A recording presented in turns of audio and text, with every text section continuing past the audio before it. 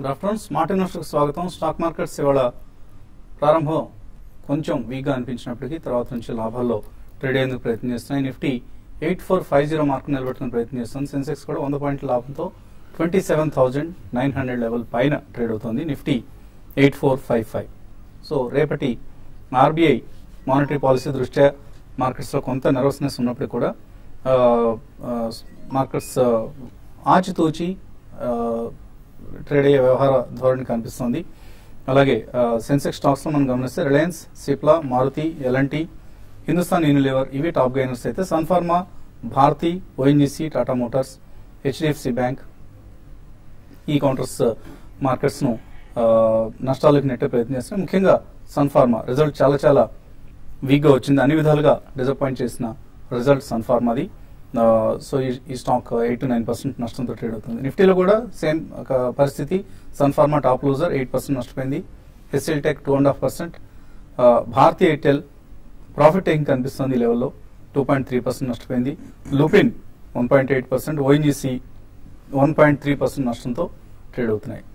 అలాగే top gainer Reliance industries ఇవాళ index ను సపోర్ట్ చేస్తున్న స్టాక్ గా చెప్పుకోవచ్చు. 3% పెరిగింది స్టాక్. అలాగే సిప్లా Q4 రిజల్ట్ తర్వాత ఇవాళ పాజిటివ్ గా రియాక్ట్ అవుతుంది. స్టాక్ 2.8% పెరిగింది. ఎల్ఎన్టీ, మారుతి, హిందుస్థాన్ యూనిలివర్ ఇవి మనకు నిఫ్టీలో టాప్ గెయినర్స్ లిస్ట్ లో ఉన్న స్టాక్స్. సో సన్ఫార్మా డిసప్పాయింట్ చేసింది. స్టాక్ ప్రారంభం నుంచి కూడా ఆల్మోస్ట్ 10% నష్టంతో ట్రేడ్ అవుతూ వస్తుంది.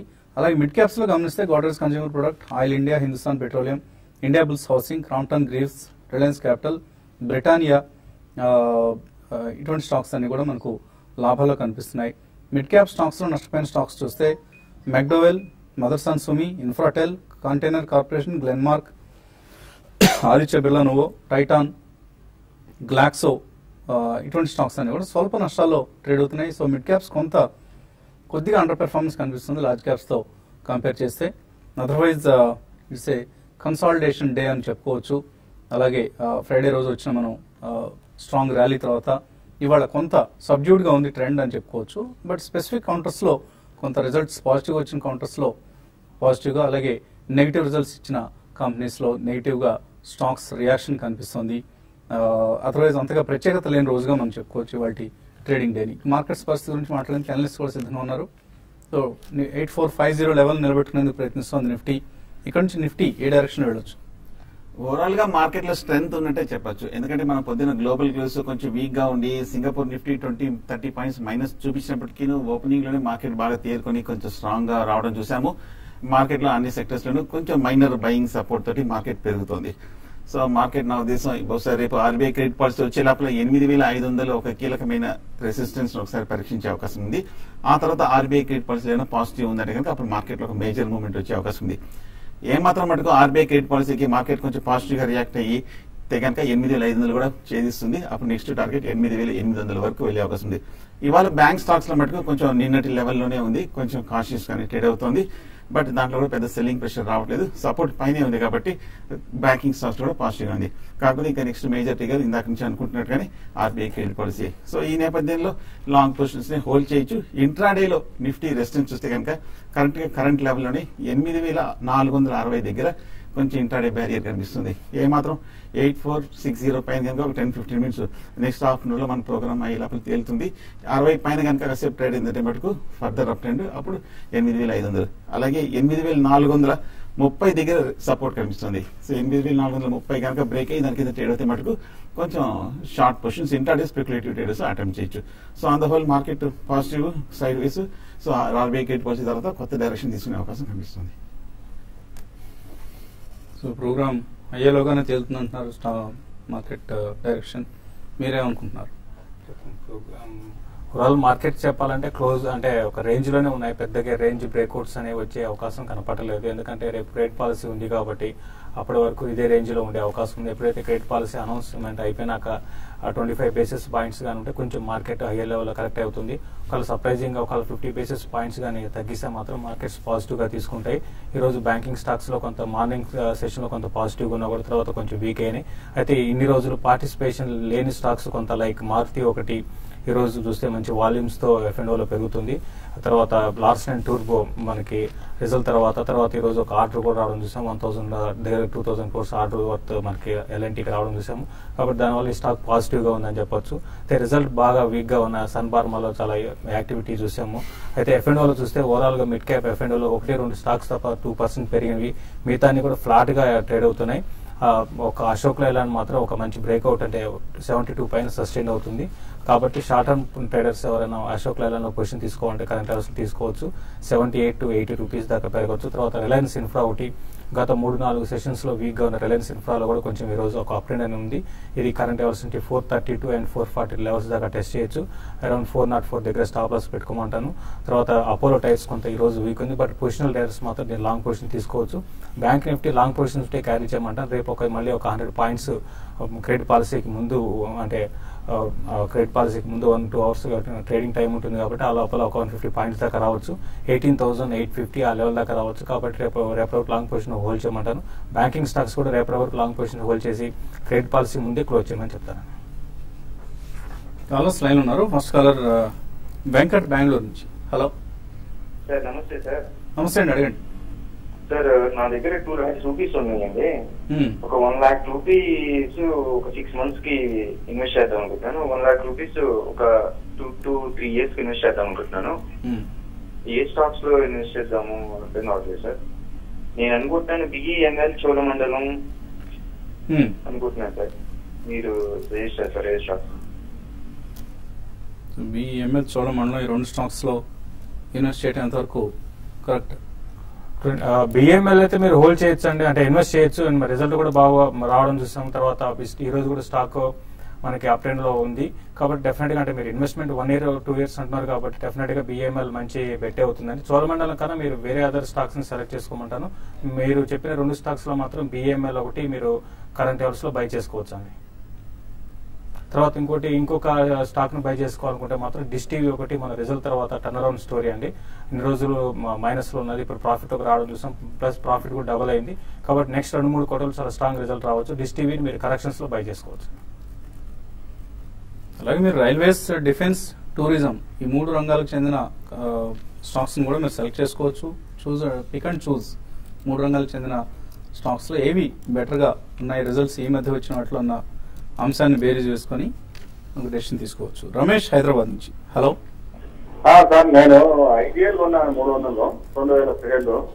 సార్ ఇది అన్నింటి వేరే దానికి షిఫ్ట్ కావాలని అడుగుతున్నాను. షిఫ్ట్ అయితే దాన్ని మంచి ఒక షేర్ సైజ్ చేయండి సార్. ఇంకోటి సింటెక్స్ కూడా 100 రూపాయలకు ఉన్నారు సార్, 1000 షేర్. ఈ రెండింటి హోల్డ్ చేయమంటారా? అన్నింటి వేరే దానికి షిఫ్ట్ అయితే దానికి 2 షేర్లకి ఈక్వల్ సలహా ఇవ్వండి sir. IGL and Sintex. First stock IGL చూస్తే కనుక మనం గత ఏడాది జనవరిలో ప్రారంభమైన అప్ ట్రెండ్ 250 నుంచి 490 వరకు ఆల్మోస్ట్ డబుల్ అయ్యి ఈ లాస్ట్ మార్కెట్ రియాక్షన్ తో పాటు కొంచెం రియాక్షన్ రావడం జరిగింది. సో IGL చూస్తే కనుక ఓవర్ బాట్ పొజిషన్ కరెక్ట్ అవుతుంది తప్ప కానీ ఇంకా ఏమి డౌన్ ట్రెండ్ కనిపించట్లేదు. బహుశా ఈ లెవెల్లో కొంచెం 400 రూపాయల దగ్గర ఒక సపోర్ట్ తీసుకుంటుంది IGL. నా ఉద్దేశం అయితే హోల్డ్ చేయండి. అలాగే మీరు ఫ్రెష్ బై చేయాలనుకుంటే కనుక ఇప్పుడు బాగా కరెక్షన్ వచ్చి ఇప్పుడే కొంచెం కన్సాలిడేషన్ రికవర్ అవుతున్న ఫ్రంట్ లైన్ స్టాక్స్ లో మీరు ఎస్ బ్యాంక్ కూడా పాజిటివ్ గా ఉంది, ICICI బ్యాంక్ పాజిటివ్ గా ఉంది, అలాగే LNT కూడా పాజిటివ్ గానే కనిపిస్తుంది. అలాగే సెల్ట్రెక్ కూడా చూస్తే కనుక లాస్ట్ 1 year గా విపరీతంగా బాగా పెరిగిన స్టాక్ కొంచెం హై లెవెల్లో over bat normal technical reaction మనం చూస్తున్నాం. కొంచెం హై ప్రైస్ లో తీసుకుంటున్నారు, అందుకని మీరు కొంచెం ఆలోచిస్తుంటున్నారు. హోల్డ్ చేయండి 2 స్టాక్స్. తర్వాత కలర్ సురేష్ విజయవాడ నుంచి. హలో సురేష్. శేషన్ ఫార్మా ఏమండి? Seshan pharma SHESUN Seshan pharma. Shasun Tata Elxsi ఉంది. ఈ 2 3 months కి మేము కొనుక్కోవాలనుకుంటున్నాం. లోయర్ లెవెల్ ఎక్కడ కొనుక్కోవచ్చు? ఇప్పుడైనా కొనుక్కోవచ్చా? ఎక్కడ మళ్ళీ మేము సెల్లింగ్ చేయాలి? ఒకసారి అది కూడా చెప్పండి. HDIL ఒకటి 133లో కొనుక్కున్నాం సార్. అది ఇప్పుడు అమ్మేసుకోమంటారా లేకపోతే ఉంచుకోమంటారా లాంగ్ లో? HDIL. HDIL 3 స్టాక్స్ కావాలి. ఓకే. శాసన్ ఫార్మా విషయానికి వస్తే స్టడీగానే ఉందండి, చాలా స్టడీగా ఉంది అప్ ట్రెండ్. రీసెంట్లీ మనకి న్యూ హైక్ వచ్చింది కాబట్టి ఇంకా దీనికి అప్ ట్రెండ్ అనేది కొనసాగొచ్చు. మీరు ఎక్కడ కొనాలి అంటే మాత్రం ఎగ్జాక్ట్ గా లెవెల్ చెప్పలేమండి, ఎందుకంటే ఇటువంటి స్టాక్స్ లో ఒక రోజు వాల్యూమ్స్ తో పెరిగితే మళ్ళీ పక్క రోజు మళ్ళీ తగ్గిపోతాయి. బట్ ఓవరాల్ గా ఏంటంటే అరౌండ్ 365 ఆ లెవెల్కి వచ్చినప్పుడు ఇక్కడ నుంచి ఒక 10 రూపాయలు 15 రూపాయలు వచ్చినప్పుడు ఒక బయింగ్ ప్రైస్ పాయింట్ గా మీరు బై చేయండి. నెక్స్ట్ ఫ్యూ డేస్ లో కన్సాలేషన్ లో ఉండే అవకాశం ఎక్కువ ఉంది కాబట్టి మీరు శాసన్ ఫార్మాని డిప్స్ లో మీరు బై చేయమంటాను.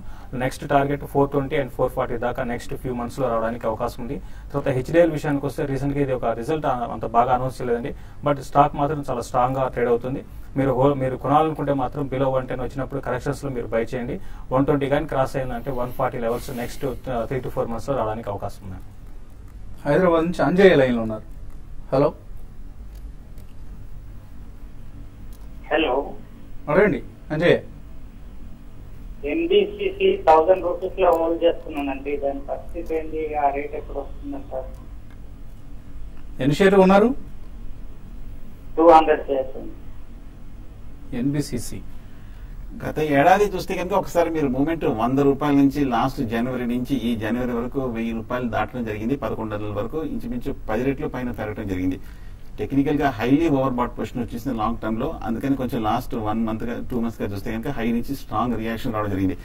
మీరు బాగా హైయెస్ట్ ప్రైస్ లో కొంచెం ఇన్వెస్ట్మెంట్ బాగా వీక్ టైమింగ్ చేయడం వల్ల కొంచెం ఈ కరెక్షన్ కూడా కొంచెం ఇబ్బందికరంగా ఉన్నట్టుంది. సో ప్రస్తుతానికైతే హోల్డ్ చేయండి. నా ఉద్దేశం 730 రూపాయల దగ్గర స్ట్రాంగ్ సపోర్ట్ లాస్ట్ 6 months గా ఈ లెవెల్ రావడం, ఈ లెవెల్ నుంచి రికవరీ సపోర్ట్ తోటి రావడం చూస్తున్నాం. హోల్డ్ చేయండి. కాకపోతే మీ రేట్ రావాలంటే మటుకు మార్కెట్ లో కొంచెం ర్యాలీ రావాల్సింది. ఏలూరు నుంచి మధుసూదన్ రావు. హలో హలో అడగండి మధుసూదన్. నమస్కారం సుందరరాజు గారు, సురేష్ గారు. సుందరరాజు గారు నమస్తే. సుందరరాజు గారు, ఆంధ్రజ్యోతిలో మీరు పీకులు షార్ట్ టర్మ్ గైడెన్స్ ఇస్తున్నట్టుండి. ఏమండి? ఆంధ్రజ్యోతి సోమవారం పేపర్లో ఉంది షార్ట్ టర్మ్ పీకులు గైడెన్స్ ఇస్తారు నేను. అవునండి, చాలా బాగుంది సార్ అవి. Thank you. నేను ఈరోజు ఎల్ఎన్టీను 5 తీసుకున్నానండి. ఎల్ఎన్టీ 1660 తీసుకున్నాను, 1668. ఐసిఐసిఐ బ్యాంక్ వచ్చి 314 తీసుకున్నాను. ఏం చేయమంటారండి, ఇచ్చేయమంటారా వారం? హోల్డ్ చేయండి. ఎల్ఎన్టీ కూడా బాగా స్ట్రాంగ్ సపోర్ట్, ఇందాక చెప్పినట్టు కొంచెం recovery consultation last week reversal వచ్చింది. అలాగే ఐసిఐసిఐ బ్యాంక్ కూడా 2 స్టాక్స్ కొంచెం రివర్సల్ రావడం జరిగింది. టెక్నికల్ గా అసెట్స్ మార్కెట్ పాజిటివ్ గా ఉంది. కాకపోతే ఫ్యూచర్స్ ట్రేడింగ్ కాబట్టి స్ట్రిక్ట్ గా మనం ఈ వాటి లో కింద స్టాప్ లాస్ పెట్టి హోల్డ్ చేయండి. బట్ రేపు కీలకమైన ఆర్బీఐ క్రెడిట్ పాలసీ కూడా ఒకసారి. విజయవాడ నుంచి నళిని లైన్ లో ఉన్నారు. Hello hello, good afternoon sir. Good afternoon. 1 week back call చేశానండి. ఇది అబౌన్ పిఎఫ్ఎస్ నుంచి ర్యాలీస్ లో ఎగ్జిట్ అవ్వమన్నారు. ఏమండి? హలో, ర్యాలీస్ లో ఎగ్జిట్ అవ్వమన్నారు సార్. ఈ 2 stocks upon PFS. Okay. So like ఏ స్టాక్ సజెస్ట్ చేస్తారు ఈ 2 ఎగ్జిట్ అయ్యి అని ఒకటి. మళ్ళీ యూనిటెక్ 19 రూపీస్ లో హోల్డ్ చేస్తున్నాను సార్, 1000 షేర్స్. ఏదన్నారు? అది యూనిటెక్ సార్. యూనిటెక్ 19 రూపీస్ లో హోల్డ్ చేస్తున్నాను. 18 రూపీస్ వరకు వస్తుంది అన్నారు. మరి ఎప్పుడు వస్తుంది, ఎంత టైం పడుతుంది? లేదా ఇప్పుడు లాస్ బుక్ చేసుకుని వేరే స్టాక్ ఏ సజెస్ట్ చేస్తారు? గతి ఏమన్నా బై చేయొచ్చు ఈ రేట్ లో? Okay. Aban offshore and PTC India financial services PFS లో ఎగ్జిట్ అయితే ఏ స్టాక్స్ లో ఎంటర్ కావాలి? అబాన్ ఆఫ్షోర్ గురించి కూడా అడిగాండి. అబాన్ ఆఫ్షోర్ అయితే కరెంట్ అవర్స్ లో మీరు ఎగ్జిట్ కావడమే మంచిదండి. ఈ స్టాక్ ఏంటంటే వోలటాలిటీ స్టాక్. బట్ ఏదైనా కూడా పవర్ ఫైనాన్షియల్స్ పిఎఫ్సి కూడా దాంట్లో కూడా ఎగ్జిట్ కావాలనుకుంటే మాత్రం మీరు అవ్వండి. బట్ అది కూడా స్టడీగానే ఉన్న స్టాకేనండి కంపేర్ టు అబాన్. దాంట్లో మీరు హోల్డ్ చేయొచ్చు.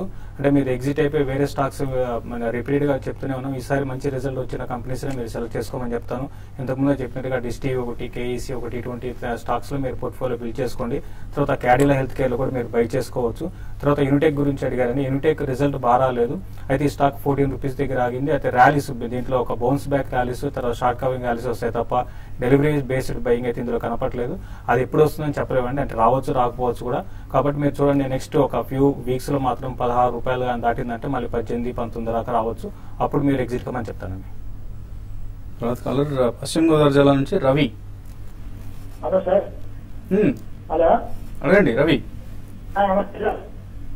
సిండికేట్ బ్యాంక్ 120 కాలు, ఎస్ బ్యాంక్ 920 కాలు ఉన్నాయి సార్. నిఫ్టీ లాంగ్ వెళ్ళొచ్చా, షార్ట్ తీసుకొచ్చండి, అది చూడాలా? Syndicate bank, Yes bank. Syndicate bank 95-100 రూపాయల నుంచి మనం పెరగడం చూసాము. చాలా స్లో అండ్ స్టడీ ర్యాలీ చూస్తున్నాము. కాకపోతే 120-130 రూపాయల మధ్యలో కొంచెం స్ట్రాంగ్ రెసిస్టెన్స్ కనిపిస్తుంది. ప్రస్తుతం హోల్డ్ చేయండి. పెద్ద ఇమ్మీడియట్ డేంజర్ కూడా కనిపించట్లేదు. కొంచెం పిఎస్సీ బ్యాంక్స్ కూడా వర్స్ట్ అయిపోయినట్టు కనిపిస్తుంది టెక్నికల్ గా. సో రేపు కనుక పాజిటివ్ గా రియాక్ట్ అయిందంటే ఫర్దర్ ర్యాలీ వచ్చే అవకాశం కనిపిస్తుంది.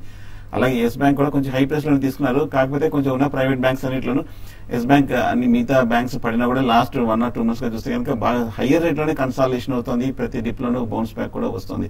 సో హోల్డ్ చేయండి. కాకపోతే ఈ లెవెల్ కనుక 900-920 బ్రేక్ అయిందంటే కనుక 1000 రూపాయల వరకు వెళ్ళే అవకాశం ఉంది. హోల్డ్ చేయండి. మరో కాలర్ కూడా పశ్చిమ గోదావరి జిల్లా నుంచి రవీంద్ర. నమస్తే సార్, నేను రవీంద్ర. మా ఎస్బీఐ 282 లో ఉన్నాయి సార్. ఈయన ముద్ద అసలు మూవ్ అవ్వట్లేదు. దీని సంగతి ఏంటి సార్ ఒకసారి? తర్వాత అండి సిప్ల మన కుటుంబరావు గారేమో సాక్షాలు చేయమన్నారు, మన కేసీ గారేమో స్ట్రాంగ్ గా ఉంటుంది అన్నారు. ఏది ఫాలో అవ్వాలా అర్థం కాకుండా ఉంది. సిప్లా ఒకటి, ఎస్ బ్యాంక్ ఒకటి, ఈ రెండింటినీ కొందాం అనుకుంటున్నాను. క్యాష్ లో కొనమంటారా, టీషర్ట్స్ లో కొనమంటారా? కాస్త చెప్పండి సార్. సిప్లా మీకు చూస్తే ఒకటి స్ట్రాంగ్ గానే ఉందండి. మనం చూసాం ఈ రోజు కూడా చూస్తే దగ్గరగా ఆల్మోస్ట్ 2.7% దాకా పెరగడం చూసాము. కాబట్టి మీ సిప్లా మీరు లాంగ్ పొజిషన్ తీసుకోమంటారని ఎవ్రీ డిప్లో. ఒకవేళ రిజల్ట్ కొంత నెగిటివ్ వచ్చినా కూడా అది డిస్కౌంట్ అయిపోయింది ఆల్రెడీ ప్రైస్ కి. కాబట్టి ఎవ్రీ డిప్లో మనకి రిజల్ట్ తర్వాత ఈ విధంగా పెరిగింది కాబట్టి ఎవ్రీ డిప్లో బై చేసుకోవచ్చు. 680 దాకా పెరిగే అవకాశం ఉంది. ఎస్బీఐ విషయానికి వస్తే అంటే లాస్ట్ సిరీస్ లో బాగా లాంగ్ పొజిషన్స్ క్యారీ కావడం చూసి దీనివల్ల ఏంటంటే F&O వల్ల హైయర్ లెవెల్ బాగా సెల్లింగ్ వస్తుంది. బట్ టెక్నికల్ గా 280 పైన సస్టైన్ కాగలిగితే 295-300 రూపీస్ దాకా వస్తుంది. బట్ ఈ మధ్య కాలంలో మాత్రం అంటే నెక్స్ట్ వచ్చే కొద్ది రోజుల్లో కన్సాలేషన్ ఫేజ్ లో ఉండే అవకాశమే ఎక్కువ ఉందండి. కర్నూలు నుంచి మధుసూదన్ లైన్ ఉన్నారు. హలో హలో హలో అడగండి మధుసూదన్. వసంత్ గారు, very good afternoon sir. Good afternoon అండి సార్. మీ విశ్లేషణ చాలా బాగుంటుంది సార్. కొద్దిగా టైం కూడా మనకి ఎన్హాన్స్ చేస్తే బాగుంటుంది. పొద్దున 8:30 to 9 చెప్తున్నారు. తప్పకుండా మధ్యాహ్నం కూడా 1:30 నుంచి 2 వరకు కొద్దిగా దాన్ని ఎన్హాన్స్ చేయగలిగితే ఇన్వెస్టర్స్ ఆర్ వెరీ హ్యాపీ. తప్పకుండా ప్రయత్నం చేద్దాం. నేను coming to the point, just dial and Hindu petro position call ఈ మంత్ తీసుకోవచ్చా ఈ రేట్ లో? కొద్దిగా మన అనలిస్టులను అడిగేసి చెప్తే బాగుంటుంది sir. Just dial and HPCL. Just dial చూస్తే కనుక 1650 నుంచి మనం 1000 రూపాయల వరకు పట్టం చూసాము. ఈ 1150 నుంచి 1200 మధ్యన కొంచెం కన్సాలేషన్ అవుతుంది. కొంచెం స్లోగా కొంచెం కన్సాలేషన్ అయినప్పటికీ కొంచెం జస్ట్ డైల్ ఈ లెవెల్లో కొంచెం పాజిటివ్ గానే ఉందనుకోవచ్చు.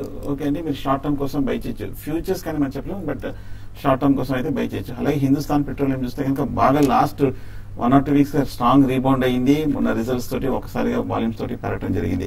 కాకపోతే కరెంట్ రేట్ చూస్తే కనుక ఆల్రెడీ ఒక 100 రూపాయల దాకా అప్రిసియేషన్ అయింది. 680-690 దగ్గర స్ట్రాంగ్ రెసిస్టెన్స్ ఉంది. లాస్ట్ మంత్ కూడా ఇక్కడ టాప్ ఏర్పడి అక్కడి నుంచి సెల్లింగ్ ప్రెషర్ వస్తుంది. సో ఈ లెవెల్ అయితే హెచ్పిసిఎల్ అవాయిడ్ చేయడం మంచిది, డిప్ లో బై చేయడం మంచిది. ఇక్కడ రియాక్షన్ వచ్చే అవకాశం ఉంది. రామలక్ష్మి లైన్ ఉన్నారు తర్వాత కాలర్. హలో అడగండి రామలక్ష్మి. హలో నమస్తే అండి. నమస్తే అండి, అడగండి. హెచ్సిఎల్ ఇన్ఫో తీసుకున్నామండి, 20,000 షేర్స్ అండి, 43 రూపీస్ లో అండి. అందులో 10,000 డెబిట్ లో తీసుకున్నామండి. డెబిట్ అవి ఉంచొచ్చా లేకపోతే బయట ఎగ్జిట్ అయిపోవాలా? బాగా దిగిపోతుంది కదండి, అవి రేట్ తక్కువ. ఏం చేయమంటారండి? మీరు రాంగ్ కౌంటర్ లో ఉన్నారు. యాక్చువల్గా హెచ్సిఎల్ ఇన్ఫో ఫ్యాన్సీ కౌంటర్ కాదు. హెచ్సిఎల్ టెక్ తో కంపేర్ చేస్తే ఇట్స్ వెరీ డల్ కౌంటర్ అండి. అండ్ లార్జ్ క్వాంటిటీ తీస్తున్నారు, 10,000 షేర్లు. మార్జిన్ ట్రేడ్ ఎలా తీస్తున్నారండి? డెబిట్ అంటున్నారు. 43 రూపీస్ లో తీసుకున్నామండి. అంటే ఏదైనా ఫైనాన్స్ లో తీస్తున్నారా ఇది? ఫైనాన్స్ లో అండి, రిల్గేర్ వాళ్ళు. సో మార్జిన్ ఫండింగ్ లో తీస్తున్నారు. ఏం చేయాలి? చాలా వీక్ ఉన్న కౌంటర్ అండి. ఆల్మోస్ట్ 52 వీక్ లోకి టచ్ అవుతున్న కౌంటర్ ప్రతిరోజు కూడా. ఈ రోజు కూడా చూస్తే 52 వీక్ లోకి టచ్ అయింది. ఇది మళ్ళీ ఇప్పట్లో పెద్ద పెరిగే అవకాశం లేదండి. అయితే ఇటువంటి 52 వీక్ లోకి టచ్ అవుతున్న కౌంటర్స్ లో మధ్యలో ఒకసారి బౌన్సెస్ వస్తుంటాయి. ఆ బౌన్స్ వచ్చినప్పుడు మీరు ఎగ్జిట్ కమ్మని చెప్తాను. క్లోజర్ గా మీ లెవెల్ 42 అండ్ ఈసారి బౌన్స్ వచ్చిందంటే 42, 43 దాకా రావచ్చు. మీ ఎక్స్ట్రా అమౌంట్ ఏవైతే 10,000 షేర్స్ ఎక్స్ట్రా అమౌంట్ పెట్టి తీసుకున్నారు అంటున్నారు కదా, అవి కొన్ని రోజులు హోల్డ్ చేసి మీరు బౌన్స్ బ్యాక్ వచ్చినప్పుడు మీరు అరౌండ్ 42, 44 వచ్చినప్పుడు మీరు ఎగ్జిట్ కమ్మని చెప్తారండి. లాస్ట్ కాలర్ ప్రసాద్ వరంగల్ నుంచి. హలో